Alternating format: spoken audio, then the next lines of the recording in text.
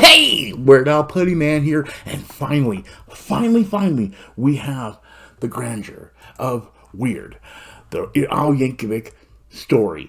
I've heard rumors of how fantastical this is, and oh boy, I'm super excited. So with that being said, let's get into that intro right now.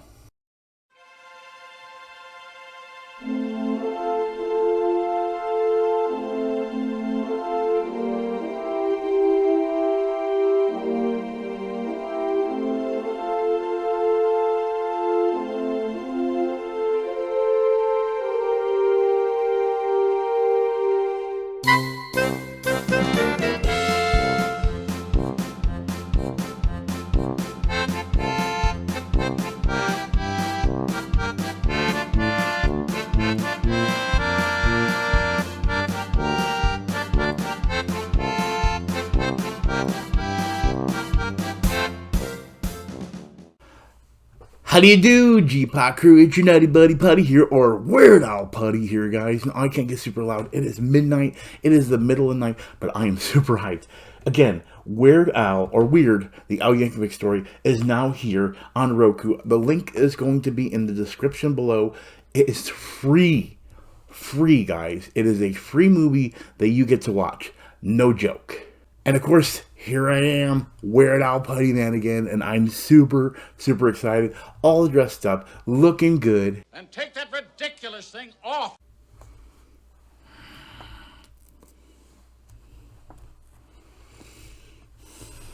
But outside them little laughs and everything, and my fake mustache, I am super excited for Weird, the Al Yankovic story. As you can see, I've got the video already behind me, special effects. I'll show you guys anything on this screen when I get to explain it, and then of course put anything else that'll be on there as well.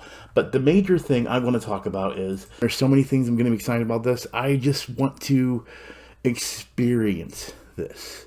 It is 1 hour and 48 minutes, which I feel like might be bliss, or it could be a train wreck.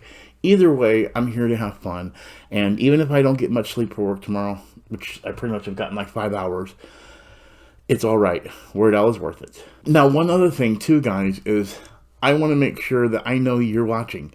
So, I want you to count all the Weird Al Rambo screams you hear, like this. That's one right there, ladies and gentlemen. Count them all, put them in the comments below, and maybe I'll give a prize. I'm not sure. That's all depending on you. Can you count the screams? Well, if not, that was 2. I gotta help you out from this point on. We're gonna have some problems. With that being said, let's get started with my hero, my idol, and the true history of, ladies and gentlemen, Weird Al Yankovic. Here's his first album, and here's more albums, and here's a bunch of albums, and I have way too much over here. But guys, I don't know what else to say, but holy crap, let's get started. Hello, I am Weird Al Putty Man, and I just got done watching Weird, the Al Yankovic story. And how do I feel? Well, in the midst of Spy Hard, of Naked Gun, of what's the name of that one? This is a Top Gun one. Anyway, my point to the whole thing is, you know, if you're gonna have a parody movie about someone's life, you need to have probably the best parody artist do it. If you like movies like Airplane, Naked Gun, the scary movies, if you like parody where it tries to make itself serious by not being serious, welcome to Weird, the Al Yankovic story. It doesn't take itself seriously. But at one point it does. It's really the moment you don't realize. My point to the whole thing is this, for a Weird Al fan, is going to be a 10 out of 10. I love this. For a non-Weird Al fan, I think it's going to be an 8 out of 10. Here's why. It's just like his songs. They're perfectly crafted to where if you are a fan of comedy and things that we don't take seriously but trying to make it serious, welcome to what Weird Al does. He will construct a song that will be silly But he's like, oh no, I'm serious. This is my world of this song. This is the song that exists, and it has a cohesive story. It's just not all over the place. It has a cohesive story from beginning to end, telling you something enjoyable that's making you laugh. This is what Weird the Al Yankovic story is. It's a movie that parodies itself and the artist, that made parody famous, but then hits your heartstrings with all the cameos, the love that was put into it. Like, you know what? We're gonna do a quick skip here, and I want to see what was the budget put into this movie. So it looks like it was a budget of $8 million. Now you might be like, "Oh wow, that's a lot." No, in the movie world, 30 million, 400 million, those are money that they will put out there to make a lot of money back. Roku put 8 million into this, but the love that was shown for this is going to grow. Now, here's where I have my only problem is, and this is not a spoiler, this is just a thing you need to change, Roku. I am willing to pay to see this movie without ads. Now I have to watch it every time with ads. These ads are aggravating. Now, I think it might be a parody in that as well. And the reason I state that is because Weird Al might be saying, going back to those days when you watch a movie on TV that you've never seen before, and it would go straight to an ad at a perfect moment. You're like, no. That's what it felt like here. It felt like they were throwing the ads in when things were getting really serious, even though you know it's a parody, but you were getting into it, and then they throw you for an ad, because there were so many times an ad would come up at the wrong time. You're like, this is the worst. And that might be the reason they do it, but now that I've gone through that, I don't want no more ads. Give me the digital version of this, physical copy, something, so I can watch it without the ads. That's my only flaw to this. Literally, my only flaw to Weird the Al Yankovic story is the ads from Roku. And I get it. You want to sell something. You paid for this movie, and I get it. But hey, let me pay for it. If you literally were like, you want to buy this movie without ads, $20. Here you go. That's how much I enjoyed this movie, but that's also how much I feel the ads taken out would, But again, maybe that was part of the whole thing. Either way, I really enjoyed this. I feel as a regular viewer, it's an 8 out of 10. As a fan, for me, it's a 10 out of 10. I can't help it. I love it. He did everything right, and it all had all the comedians I love in it that all have worked with Al in the past. The love that was put into this is amazing. Now, we're going to go into spoiler territory with a full breakdown, and it's a big one, guys. I don't know if you noticed. Big breakdown. It's a big video. I'm sure you've seen it already. And then my emotional ending to my final thoughts. They are emotional too, by the way. And by that time, you'll see why, as my reaction in the full breakdown says it alone, because I'm reacting to every moment that I feel as a representative I need to talk about. So, hey, how you doing? Al here. Hey. You're about to watch my totally 100% true, not at all made up biopic. I believe it. Weird, the Al Yankovic story. Sweet. Right here on the Roku channel. I'm sorry. Well, thank you, T-Mobile. I appreciate it. Okay, here we have our first cameo, Lin-Manuel Miranda. Now, Lin-Manuel Miranda may not be known by name, but he actually is the creator of Hamilton, the stage play about Alexander Hamilton, the president. It's a musical rap play that's out there. And Weird Al actually did a polka version of Hamilton that you can actually go listen to right now. I'll even leave the link in the description below for that as well. But basically, he is a huge fan of Weird Al. Him and both Jimmy Fallon freaked out when he did the Hamilton thing. And this is a prime example of where you're going to see a lot of cameos for Al because of the sheer love that people have for him, that they wanted to appear in this movie. And I'll actually be able to tell you a story of one of the people that actually paid for his flight there and back, and I am a huge fan of his, and he actually paid just to be in this movie. This is how big of a deal this is. Roku is not a big business, but they got so many big stars because of the love that Weird Al gets. So here is your first one, Lin-Manuel Miranda, the creator of Hamilton. Hamilton. Anyway, let's continue.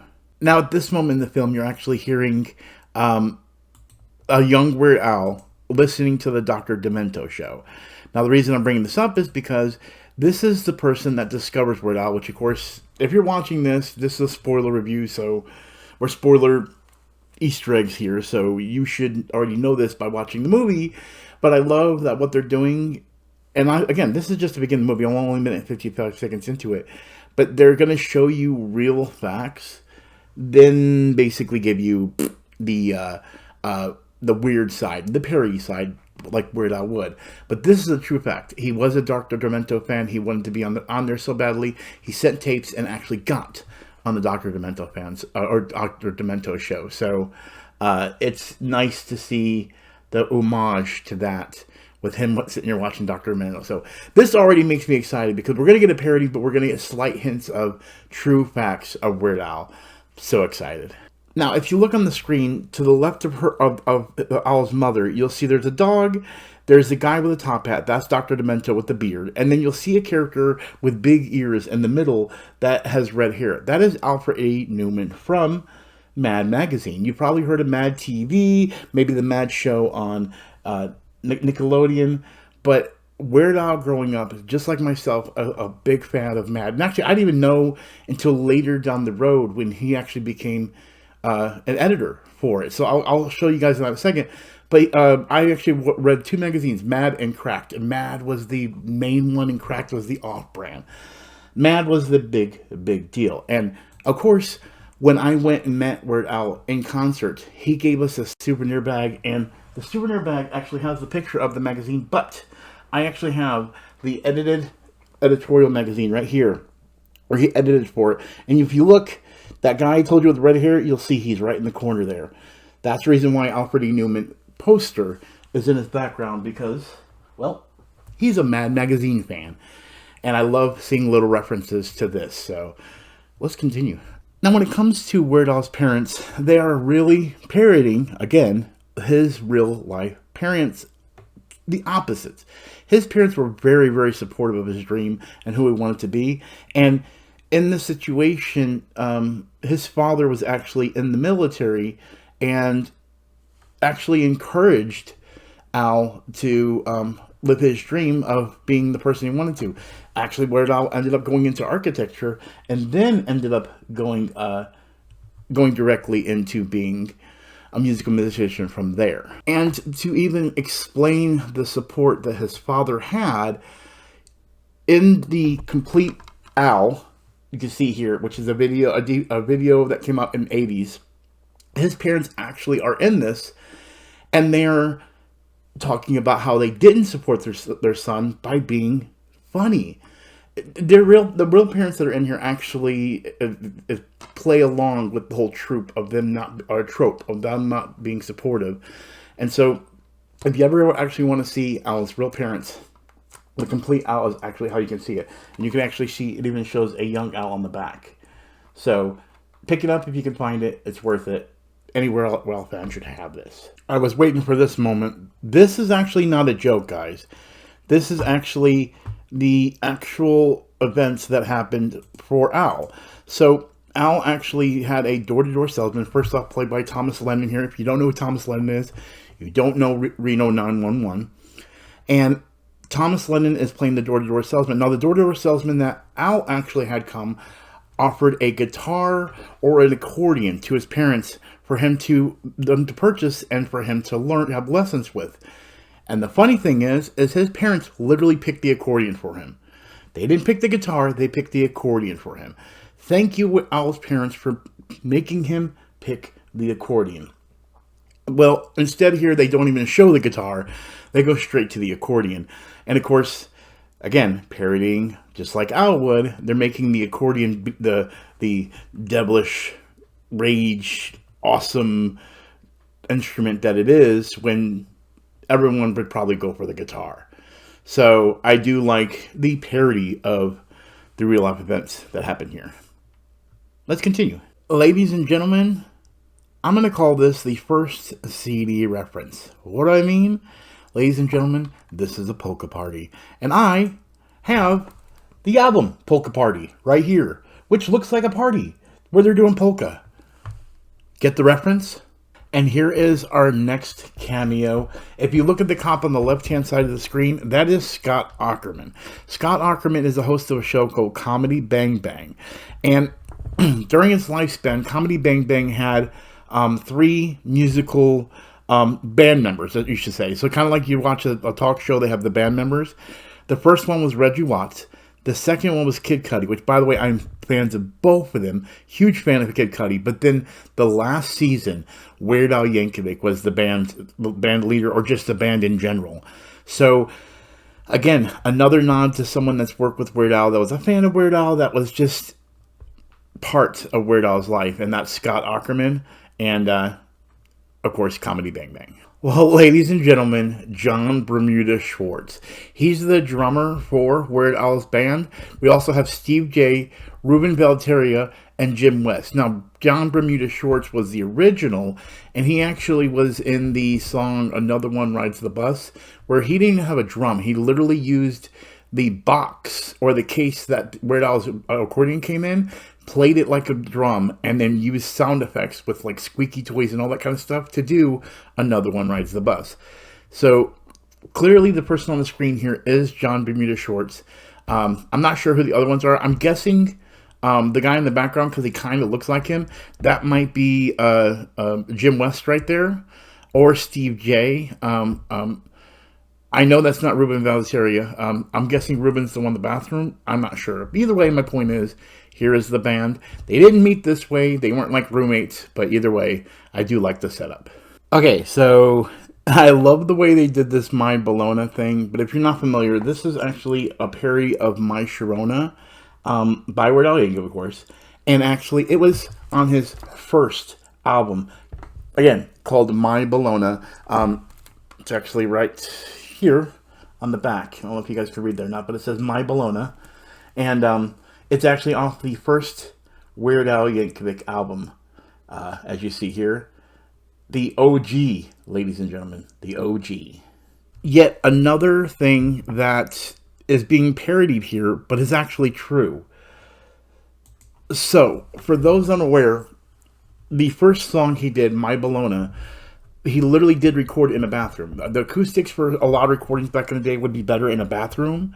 And so artists would do that to make their tapes, their mixtapes. They go into a bathroom and the acoustics would be good. And this is not fake. This is probably going to be the one that people are like, oh my God, they're parodying. No, this is actually real. He actually did record My Bologna in a bathroom. And the recording you hear in this movie is the actual original recording of My Bologna in a bathroom. So it doesn't even change. It's, I mean, I've heard it so many times. I know that the audio. And yes, that was the original My Bologna audio that was in the movie, recorded in a bathroom. I'm only 21 minutes in here, and I've so far got so much little Easter eggs, and we still haven't even gotten to all the cameos coming in, everything else that I've heard of and everything. And I haven't even done my actual final thoughts, but I'm going to say this right now. You probably already hear I'm enjoying the hell out of this, and I can't wait to see how this turns out. Again, I'll get into the whole idea of my review when I get into it, but my point is I'm loving this. So here we have the Scotti Brothers. Now, the Scotti Brothers is a record label owned by two brothers. On the left, you'll see Will Forte playing. I'm not sure which Scotti Brothers playing. And then on the right, the one in the chair is actually the real Weird Al Yankovic. If you're a fan, you know. If you're not a fan, a lot of people can't even tell based on his hair because they're just so used to his hair. That is actually Weird Al Yankovic in a suit, being one of the Scotti Brothers. Now, the one thing, reason I'm bringing this up is because there was complications with the Scotti Brothers, but they are part of Volcano. So you'll see that the label on the back says Volcano Way Moby. Volcano, I know, was in association with Scotti Brothers, but the only time I remember Scotti Brothers being big was on the UHF CD. If you look at that logo right there at the bottom, that says Scotti Brothers right beside where it says disc. And you probably can't read it too well there, but that is actually them, the Scotti Bros. And they didn't turn them down the first time like they do in this, but of course it's a movie, so they want to make it very dramatic, and they eventually just turned down Al, you know. But I figured I'd point that out, you know. Weird Al is playing one of the Scotti Brothers that signed his record deal. The world just loops around in so many funny ways. God, I'm loving this movie. So I think they twisted things and made Dr. Buffoon Dr. Demento, or Captain Buffoon as Dr. Demento. I'm not sure because Dr. Demento is played by Rainn Wilson in this, so maybe he becomes the manager. Like, I love how they're parodying stuff that isn't real, but adding characters that were real. Like, I don't understand where they're going with this, but I'm enjoying it. But I guess Captain Buffoon is their Dr. Demento, and then the manager for Al is Dr. Demento. But he listened to the Dr. Demento radio show. And we didn't get a Belvedere Cruise either, which was actually his original song he actually wrote, not My Bologna. That's just a little inside information for you. As a Weird Al fan, Belvedere Cruise, you should look it up. I won't put a link. I'm going to let you find that one. And yet another thing that is actually a reference to Weird Al's real life. Which again, they're doing here, but then they're still spoofing. He said, let's give him a 14-album deal. That's actually what ends up happening. In the real world, in the real life, he actually did get a 14-album deal. And here's the funny part. His last album, which was right here, which is the Mandatory Fun, was actually the last album of the 14 that he was obligated to record. So what that means is this was the final album that he put out of the 14 albums, and he has actually stayed online. I'm not going to make albums anymore. I'm just going to release them online as singles, and what's the point of making a physical thing? So this is actually the last physical CD he will ever put out under, well, just any label at all, I think. But most of all, Wade Moby and Scotti Brothers. So I like that that's referenced here, like, here, I'll give you a 14-album deal. And they're joking, but they're not, because he did. And here we have our next cameo, Patton Oswalt. Now, Patton Oswalt, again, another huge Weird Al fan. If you go to Twitter, you'll see him posting everything about Weird Al. He's like me, just loves Weird Al. And he actually played... Okay, so for those unfamiliar, this movie is actually based on a small short by Funny or Die. That's why at the beginning of the movie, when you watch it, it says Funny or Die. This movie is actually directed by the same guy that directed the original short that had Aaron Paul as Weird Al Yankovic, and it had Patton Oswalt as Dr. Demento. So I guess they're like, Patton Oswalt, we know you're a fan. Though we did hire Rainn Wilson as Dr. Demento, we will bring you in here to be in the movie somehow. And he is. He's in Weird, the Al Yankovic story. So there's your third cameo. Let's see here. 1, 2, yeah, like third cameo so far. So yeah, we got a lot more, I promise you, because when I saw the casting, I was like, holy crap. And I kind of got mad at myself. I spoiled myself, but I can't wait. And here we have the second song that he sings. This is actually off the first album as well. This is I Love a Rocky Road, based off I Love Rock and Roll by Pat Benatar. And that, again, is on the first album, and it is like the third track on the album right there. I don't know if I can show it to you guys. It's right on the top there. I Love Rocky Road. So, there you go. First album right there. Love it. And here we have Dr. Demento, played by Rainn Wilson from the show The Office, and The Rocker, and Super, and I can go on and on about Rainn Wilson. Anyway, Rainn Wilson actually is playing Dr. Demento here. Now, as I told you earlier, when they were talking about Captain, I'm looking up the name right now. Captain, I didn't write it down. Captain Moron, or I don't remember what it was now because I didn't write it down. But when they were talking about that Captain, whatever his name is on the radio, this is the guy that actually found Weird Al. He did Belvedere Cruise, then My Bologna, and then, of course, another one, Rides the Bus. I Love Rocky Road, I'm pretty sure it wasn't one of those songs that discovered him. I like how they're twisting it and using it differently. Because there's actually a video for I Love Rocky Road. And you know what? I'll drop any songs and videos that come up. I'm going to put them in the description below as well. I want this to be the most impactful Weird Al experience you will ever have when it comes to a review and a breakdown. But yes, Dr. Demento, played by Rainn Wilson. Right here. There you see him. I'm loving it. And we're only, 28 minutes into the movie? Still got a lot more to go. I'm actually really excited. I don't care if I'll get asleep tonight. Whew. So, here Dr. Demento actually uses a phrase about they wouldn't know when they got slapped in the head with a fish.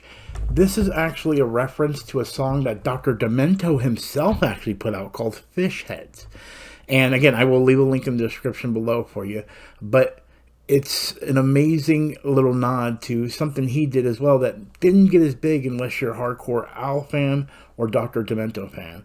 And 90% of Al fans have went up and looked up Dr. Demento stuff. And this is one of them, fish heads. Now here you see Dr. Demento giving him his now known name of Weird Al Yankovic. And now I'm going to come on camera and talk about something else I know, which is the name. So for a lot of people that don't know, Al actually went to college as an architect. He's actually a genius, and people don't realize this. And when I go into my review, I'll talk about what I noticed so far, how this takes itself seriously. And that was the one thing I always liked about Al, is even though these are parodies and humor, when he writes these songs, he writes them like he's telling a story that's serious. Like, I love Rocket Road. Won't you try have a gallon baby? I love Rocky Road. How about a triple scoop with me? My point to the thing is he makes these serious to where they're so funny, and that's what he's doing with this movie. And simple things like this, where his name came from Dr. Demento, that's actually not true. See, again, I said he went to art school for an architect in college, but during those days, he actually was a disc jockey, a DJ at the school radio show. And that's where he got the moniker Weird, because he'd do the whole show, hey, and doing squeezes and making noises. It was a weird show to people, which gave him the name Weird Al Yankovic. It was his way to put himself out there as an entertainer. So not even that. Things like when he was a DJ, grew up to be Al TV and UHF, and now this. Things where he did the music and everything, he made a music career out of this. I will sentiment this down for the rest of my life that no one ever will be able to take away that he is the parody artist ever. You have your greats. You always say it's their number one. They're on that wall. And they say you go by one name. But for Al, he made it two names of one. You don't have to have the Yankovic. You could just say Weird Al.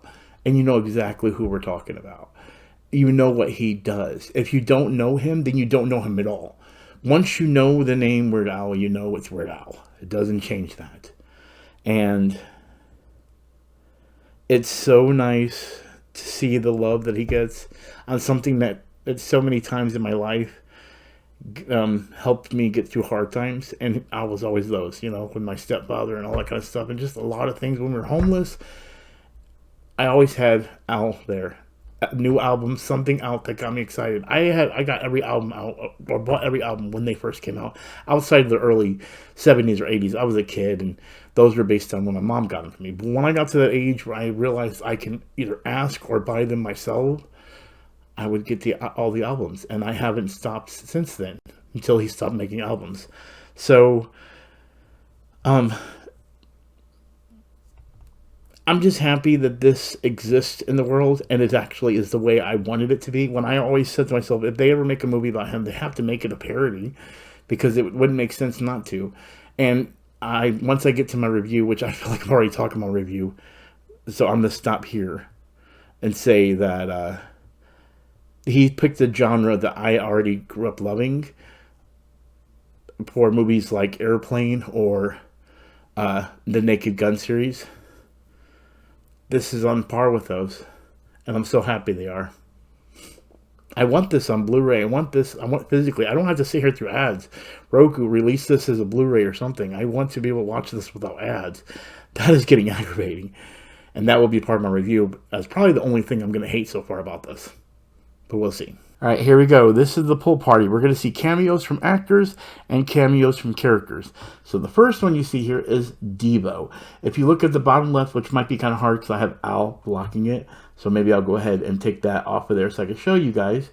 But you'll see the guys in those two red hats. That is two members of DEVO, an 80s band that was hilarious in their own fashion with the song Whip It Into Shape.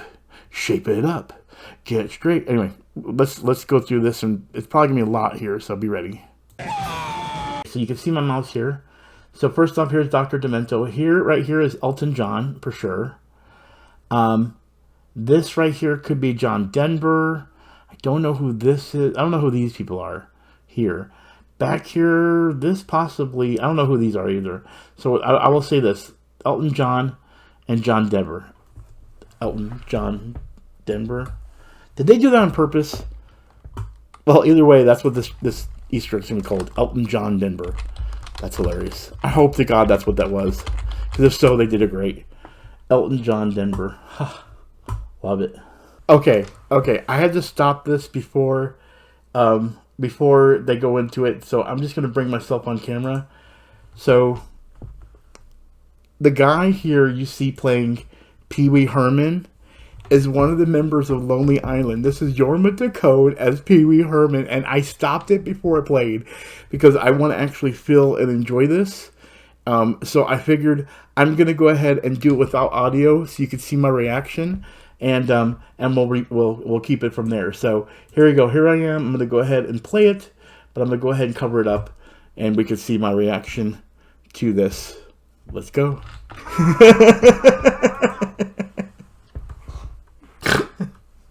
All right, he did a good job. He even had the whole laugh back in the hand. Oh my God, that's great. I am so happy this exists in my world. Now here we have Demetri Martin, another comedian, as Tiny Tim. And I actually was not expecting this. I did see the casting, so I do know he plays the character. But I was expecting this, like, I don't know. Again, I do like Jorma Taccone's Pee Wee Herman a little bit better, but I do enjoy that he did this. This takes Demetri Martin out of his comfort zone.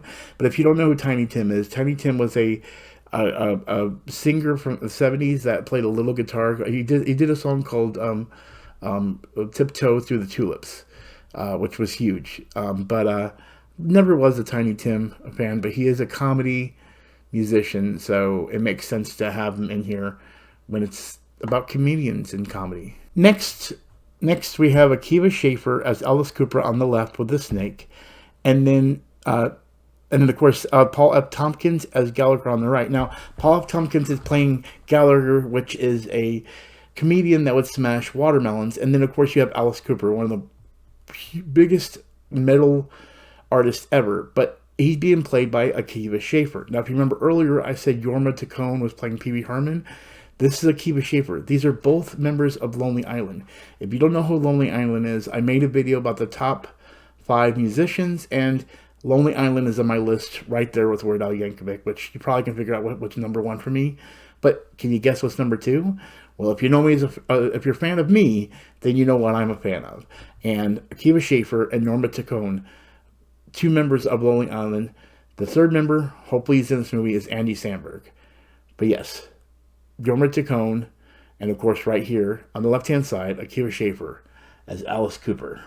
Next we have on the left here, Conan O'Brien as Andy Warhol, and on the right-hand side, Emo Phillips as Salvador Dali. Now let me explain why these are both so special.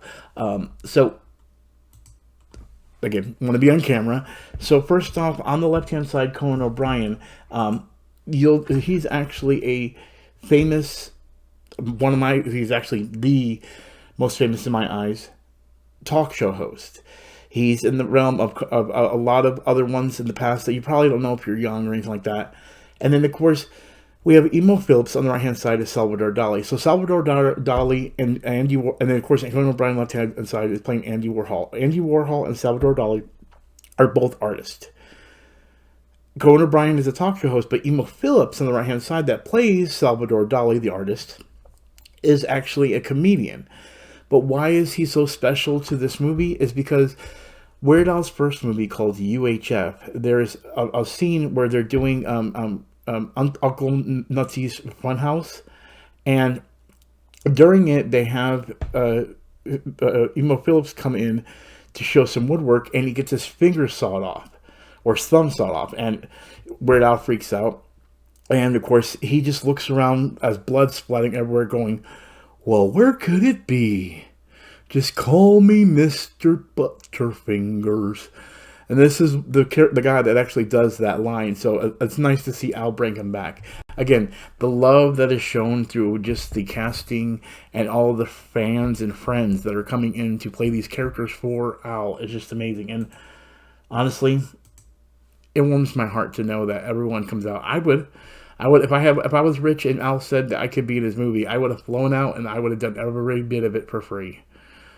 That's how it is in this world. Everyone can't wait to be a part of Weird Al's movie.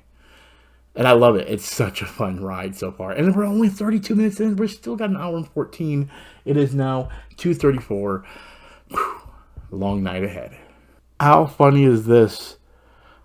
We have right here Jack Black playing Wolfman Jack. Now, I'll be honest with you. I'm looking him up right now. I have no idea who Wolfman Jack is. Oh, he's an American DJ. Okay, that makes sense why he would be around Dr. Demento. Oh, I have seen this guy before. This is hilarious. This guy looks a lot like... Jack Black looks a lot like Wolfman Jack. So Wolfman Jack Black. Man, Elton John Denver, now Wolfman Jack Black. This is hilarious. So I really love this. So now Wolfman Jack has challenged him to change Another One Rides... Or another one. So I actually was about to say the Weird Al version. That's hilarious. I gotta get on camera for that one. I literally was about to say the Weird Al version. I said, well, you guys heard me. I was about to say Another One Rides the Bus, but that's the parody. Anyway, Another One Bites the Dust. He's going to parody it as Another One Rides the Bus. I love how they're making it like it's a challenge for him. Like, can you do a parody? I've read what Al has done. It does take some time for him to put together composition. Not like a lot of time, just he wants to make it sound good. So this on-the-spot thing is pretty funny, but still, if anybody can do it, it would be Weird Al, I think. 100%. I literally said this earlier, and it makes sense now how they used it in this sense. So you'll see here John Bermuda Shorts is actually playing on the case of the accordion. And I love how they make it on the spot because that's what happens. So I think it's Tom Snyder, but there's a thing called the late tonight show or late show. It was a show that came on at late night where Al actually performed Another One Rides the Bus. And again, I told you this earlier. John Bermuda Shorts uses the case of the accordion as a drum, and we have it right here, him doing that. So this is again a parody of him literally doing a parody of something that actually happened.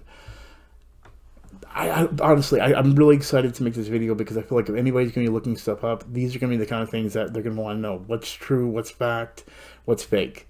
And being a Werewolf fan, I get to supply that. So happy this exists. God, still got a lot of time.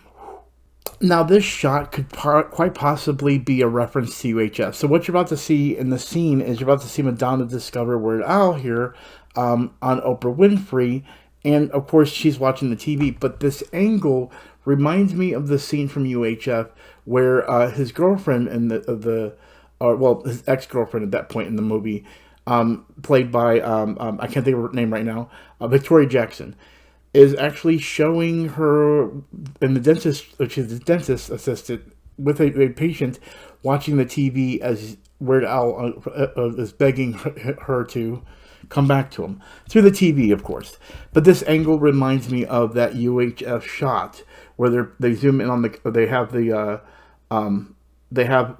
channel that Weird Al owns in UHF, and she's watching it.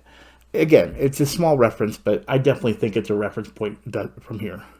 Now, here we have Pablo Escobar and footage of him talking about how he's a huge fan, this was a drug lord back in the 80s, that he's a huge fan of Weird Al. Okay, so the reference here is that he's singing a song called Ricky, which is actually a parody of a song called Mickey about I Love Lucy and Ricky Ricardo that Weird Al wrote back in the early albums, and it's actually, again, one on the first album. Yes, it's actually the first track of the first album, Ricky, right there. So basically what they're doing is they're doing all the songs that became big on the first album. So Ricky, we got I Love Rocky Road. I'm pretty sure where's another one? Yeah. You'll see My Bologna towards the bottom here. And Another One Rides the Bus. Not showing it too well, but yeah. So they're literally doing all the songs, which means it's probably going to continue to happen as each album goes along, which, hey, each big album I'm okay with. I have a feeling that he's not going to do the Polka Party CD, though. Sorry. It wasn't one of his biggest hits. But it's okay. Anyway, let's continue. Okay, so this is, again, another true fact about Weird Al that Oprah's talking about here called the Yankovic bump. So let me explain what this is. And it really did happen, and it still happens today whenever he writes an album. And this is another reason why artists are willing to give him the love and attribute, because they know he'll do them right. And they'll get what's called the Yankovic bump. So if you look back, there's actually a situation where every single time he did a parody of a song, if that song was on the album charts, as soon as I would parody it, it would get a bump and sell at least 1 million more records. Look it up. It is so true. And they started calling it a Yankovic bump between the community of the artists and everything, that even Al has talked about himself in interviews and everything. And that is, it literally, they're referencing it here. They're making a joke about it, like it's a big deal, like everyone knows about it. But that's actually not true. No one knows that this exists and happens. And it's because Al doesn't go out of his way to promote that he's actually helping these artists, because he feels in a lot of ways he would not have a career, of course, without these artists. So he doesn't go out there promoting that, hey, I'm helping these artists in any way, because he feels that they're allowing him to parody his songs even though he doesn't have to ask for permission. And in return, that gives them the Yankovic bump. And there's no artist out there that when he parodies or does a joke on your song becomes big. Or at least it's already big, but becomes bigger. At least a little bit bigger. So, and if you don't believe me, again, look it up. So true. And I love that they're referencing it here. God, 40 minutes in this movie, and they're doing so good on the parodies. They're doing so good on the real stuff. Bravo to the director. Like, I want to own this. Love it. I've been wearing this wig the whole time. This is how much I can deal with this. Just for this love. I'm loving it. Okay. Okay. So, as you see right now, Rainn Wilson is literally talking about him eating food. He's like, I was wondering why. I was like, Captain Crunch, that sounds familiar. Don't want no Raisin Bran.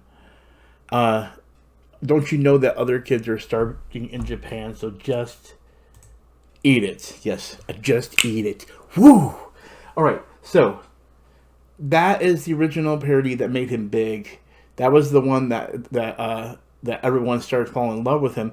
I'll be honest, Eat It was the one that really made me like become addicted to him. I think the first video I actually remember was Ricky. No, it was I Love Rocky Road, because I remember the face against the window thing. For some reason, that made me giggle as a kid. So yeah, it was definitely I Love Rocky Road. But Eat It was the one that made me go, I'm a fan now. I'm an obsessive fan. And that's because I was also a Michael Jackson fan. Now, are they making it an original track here? Because he said original track beginning. And also they skipped. So let me explain to you why they skipped. So I'm going to go ahead and show you all the albums prior to that. So we're going to take UHF in that, because they haven't gotten to that yet, which hopefully they do get to it. But they're jumping a lot. So basically, this is the album that has all the songs so far, okay? After this album, we end up with 2 albums, which is Dare to Be Stupid, which actually, yeah, Dare to Be Stupid. Well, that's not the order. It'd be Polka Party, then Dare to Be Stupid. These 2 albums, apparently, were flops. Even though I do love them, they were flops. Not much people knew about it. It wasn't until in 3D, when he did Michael Jackson's Eat It, did he put himself hugely on the map. And so, they're pretty much stating, since these 2 flopped, let's just ignore that even existed in this world, and go from this album to this album. Make sense now? So, we have a catalyst here for 2 things. We have this actress, I've not heard her name before. I'm going to go ahead and bring it up right now while I'm going to talk over and try to make sure that I, keep things going and moving. Her name is Evan Rachel Wood. Evan Rachel Wood is playing Madonna here. Now, the reason I'm bringing this up is because I was waiting for this moment to happen so I can speak about Madonna. So, Madonna, back in the day, was very promiscuous, if you don't know. She slept around with a lot of men, but she never even slept with Al. But there is one thing she did that no other artist has ever done. And Al has a simple rule, and this is the only time he broke the rule. He has a rule that he will not accept ideas from other people or even the artist when it comes to his parodies. Madonna was the only exception because she literally came to Al saying, when are you going to do a parody of my song Like a Virgin? And she even gave him the idea to change it to Like a Surgeon. And Al said, I'll do it. And he wrote Like a Surgeon because of Madonna asking him. And then there's even a video out there where he did these things on MTV called Al TV, where he would grab interviews that MTV has done with real musicians and even later on actors, but then he would cut it up to where he's asking different questions and it makes it look different. And he cut a interview up of Madonna actually being attracted to Al. So Al parodied. Okay, let me try to explain this as best I can. I'm going to get on camera for this one, right? Al has basically did a parody where he interviews Madonna, and she asked him to parody a song of hers. So now they're parodying her asking for him to do the song, and they have a love triangle just like the parody he did of that interview. But let that sink in. In the parody interview, she falls for Al, and in the movie, the parody of him, biopic, she falls for Al, asking what really happened of Like a Surgeon, Like a Virgin. If I broke your brain, either way. God, I love this. The guy that directed this and wrote this, I'm sure Al wrote this too, but they did so good in taking things that were real and things that he already parodied in the past and made them cohesive story for this. Oh, it's so amazing. Again, I'm going to try to leave links. I'm probably not going to get sleep because I want to make sure to make this video extra special. So yeah, I'm going to be up all night. And I still have another hour into this movie. I'm halfway done here. Wow. Things have gotten weird. Holy crap. He actually does the video for Eat It. That's freaking cool. So I love the idea that him being in the hospital after that whole episode was what made him write the song Like a Surgeon off of Like a Virgin. So I just had to mention that. Again, the way they're intertwining this is really, really good. And bravo to Al and all the writers for an amazing job in this movie so far. I'm loving it. Now here's another one that might be fun for you to realize. The part where he's being carried here is actually 2 parts parody. It's a parody of when Madonna gets carried around, and then it's also a parody of when Al does this with Like a Surgeon, because he does end up doing it. So again, a parody upon a parody about a parody. He's breaking the fourth wall of parodies.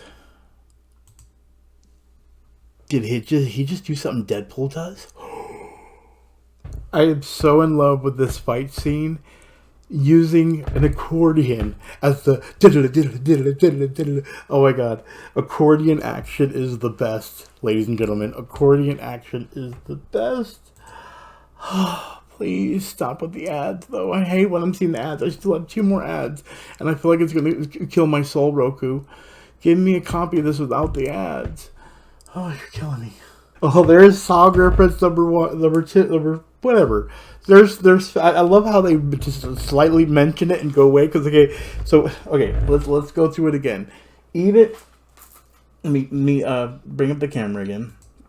So I love how they're skipping around. So as I told you before, Eat It was on in 3D. After in 3D, we had all the other albums. So we had these 3 I was talking about earlier. We also have the Greatest Hits, UHF, and then we go to Even Worse. This is where he makes Bad into Fat. So she's doing the joke on this one for Fat. So I think what's going to happen and this is just because I already know Amish Paradise is in there somehow. I think they're going to go from this and skip Fat because they're trying to hint at it, and then they're just like, whatever, he's not getting it. And they're going to go straight to, hold on.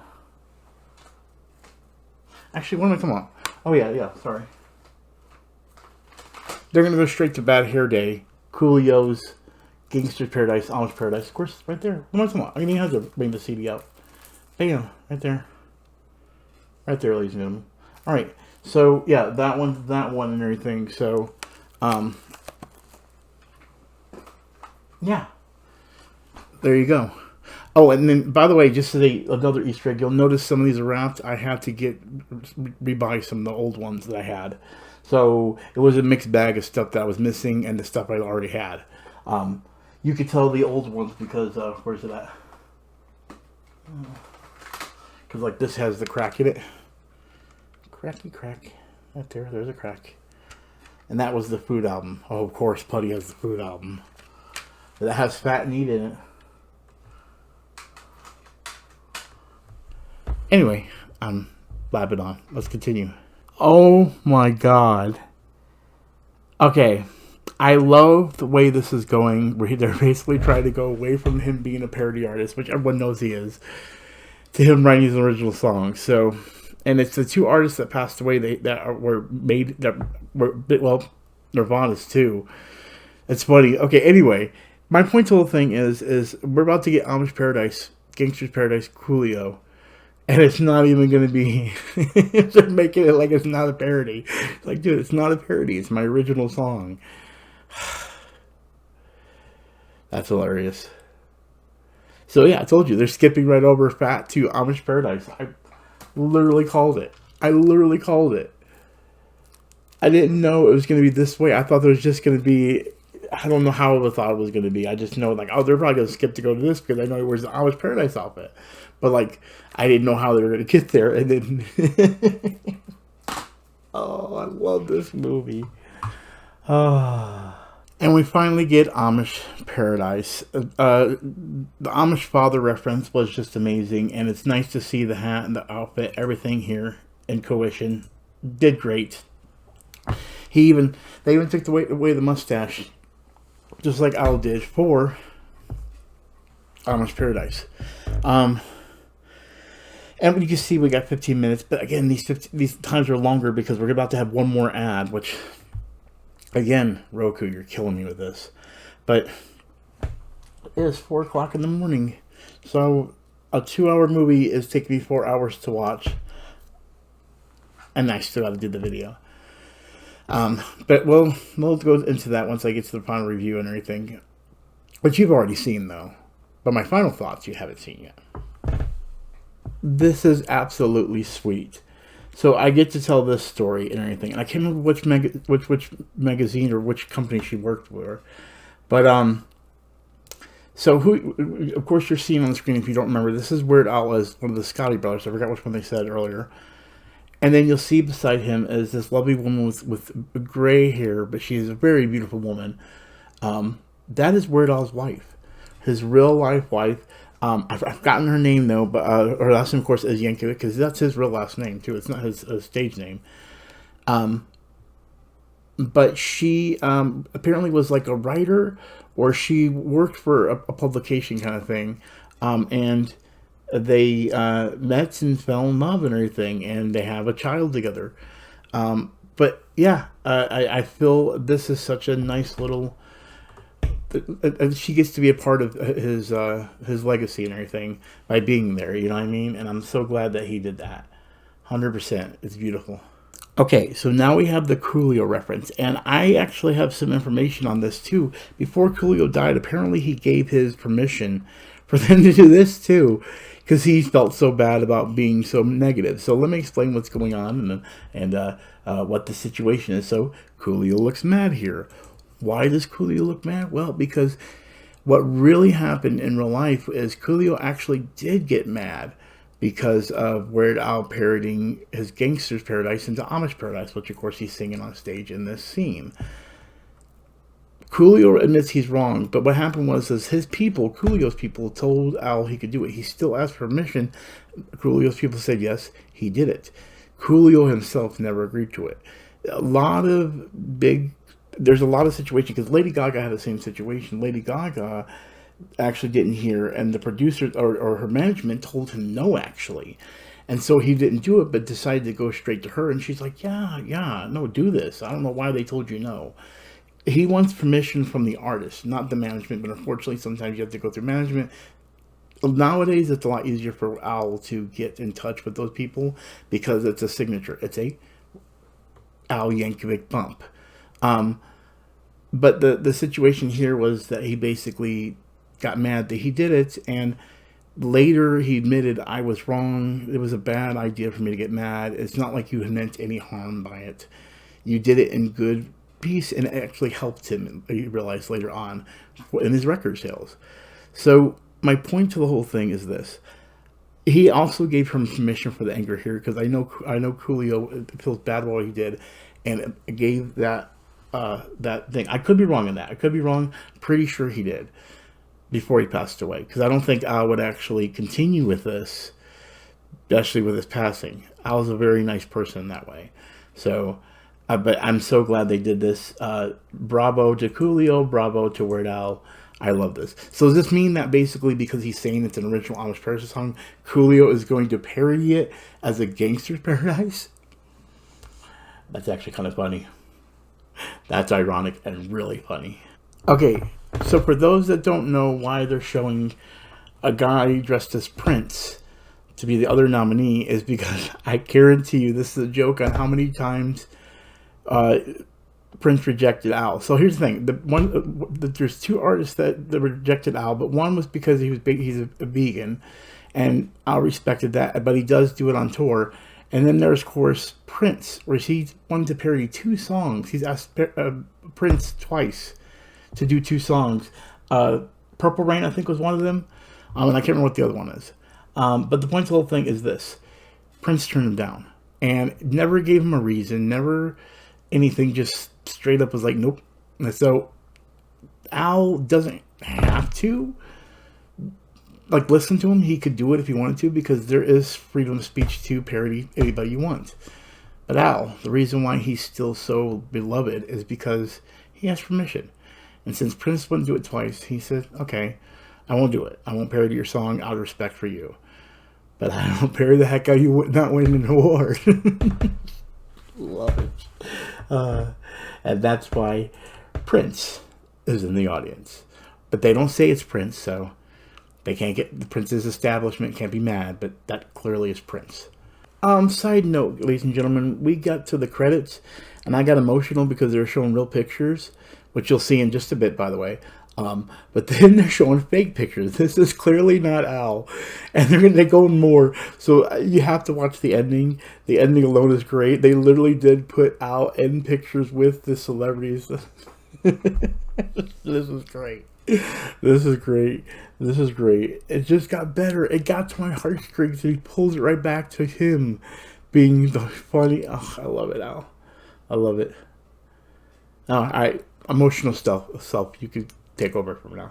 And I showed it to you guys earlier and everything. And here's the actual pictures of Al. They're actually using the credits as a way to show his early life and everything. And I paused here when I realized it, because I'm not gonna lie, it's getting kind of emotional. And the only reason why I'm getting like that is because, you have those things in your life that you hold dear. And the reason why I hold this gentleman right here so dear to me is because everyone has that crutch, that thing they love to get them through the hard times. And people will say video games, comic books, things of that nature. And yeah, those have always done it. Those what inspire me to be creative. But Al was the ones that made me the person to be creative. If you guys notice, I make music on YouTube. I make music. I try to make funny music, and they don't get as much hits as I may want, things of that nature, and it's fine. But the reason I keep doing it is because of someone like this that did it and did it big, and I'll never reach that, but where he never ever reach where he is. as a status. But it's amazing. So I actually have not recorded my review. You're seeing this. This is going to be the ending to this, unless something else happens. I'm going to let's just play the last 7 minutes, watch it and everything. Heck, I might even just continue playing this or record it, and then give my final thoughts and everything, because I honestly really did enjoy this. This is what I would want in a Weird Al biopic, because he hasn't lived a troubled life or anything like that. You know what I mean? But he's a good person and respects everyone too. Like, when you grow up, the way, like, acknowledgement to his parents. They made him look so bad in this, but his parents understand it. And that was probably the hardest thing for him to chew on, was the death of his parents. And I know that would be hard on my mom too, for me, for sure, because she was the one that allowed me to really grow with the idea of Weird Al Yankovic.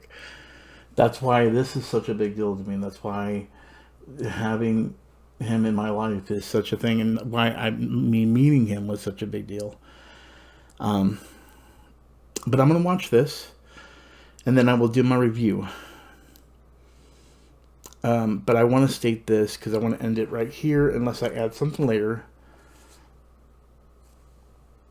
This was a good movie. This was what I wanted in a Weird Al movie.